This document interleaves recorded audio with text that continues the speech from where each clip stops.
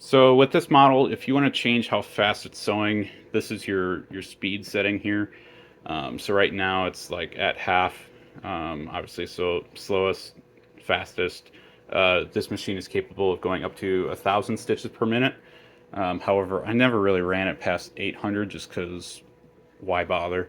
Um, they're older machines and just be nice to it.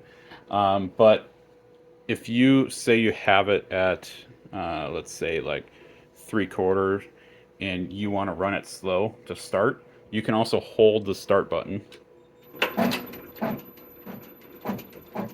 And now it'll stay at this pace until I let go of the start button, because you can see I'm still holding it. And now if I let go, it'll go up to whatever speed I have that set to.